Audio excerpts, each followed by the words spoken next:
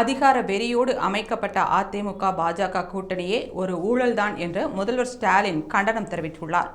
வரும் சட்டமன்ற தேர்தலில் அதிமுக பாஜக கூட்டணி அமைத்து போட்டியிடுகின்றன.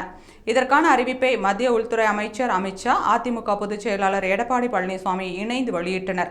மேலும் தமிழகத்தில் பல துறைகளில் ஆயிரக்கணக்கான கோடி ரூபாய் ஊழல் நடந்துள்ளதாகவும் திமுக அரசு நிச்சயம் அகற்றப்படும் என்றும் செய்தியாளர் சந்திப்பில் அமித் ஷா குற்றம் சாட்டியிருந்தார். இதற்கு முதல்வரும் திமுக தலைவருமான ஸ்டாலின் கண்டனம் தெரிவித்துள்ளார். இதுகுறித்து அவர் வெளியிட்ட அறிக்கையில், அதிமுக பாஜக கூட்டணி என்பது தோல்வி கூட்டணி. தமிழக மக்கள் அந்த அணிக்கு தொடர் தோல்வியை கொடுத்துள்ளார்கள். அதே தோல்வி கூட்டணியை உள்துறை அமைச்சர் அமித் ஷா மீண்டும் உருவாக்கியுள்ளார். அமித் ஷா கொடுத்த பேட்டி அவர் வகிக்கும் பதவிக்கு தகுதியானதாக இல்லை. அதிமுக பாஜக கூட்டணியை உறுதி செய்து கொள்வது அவரவர் விருப்பம் சார்ந்தது.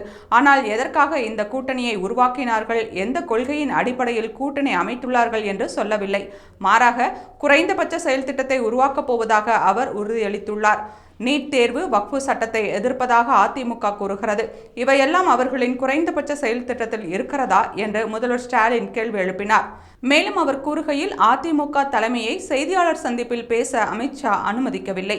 அதிகார வெறியோடு அமைக்கப்பட்ட அதிமுக பாஜக கூட்டணி என்பது அத்தனைக்கும் எதிரானது. பதவி மோகத்தில் தமிழகத்தின் உரிமைகளை டெல்லியிடம் அடமானம் வைத்தவர் எடப்பாடி பழனிசாமி என்பதை யாரும் மறக்கவில்லை. அதிமுகவின் தலைமையை மிரட்டி பணிய வைத்து தன்னுடைய திட்டங்களை பாஜக நிறைவேற்ற பார்க்கிறது. பாஜக தனியாக வந்தாலும், எவர் துணையோடு வந்தாலும் தமிழக மக்கள் தக்க பாடம் புகட்ட காத்திருக்கிறார்கள் என்று முதல்வர் ஸ்டாலின் கண்டனம் தெரிவித்துள்ளார்.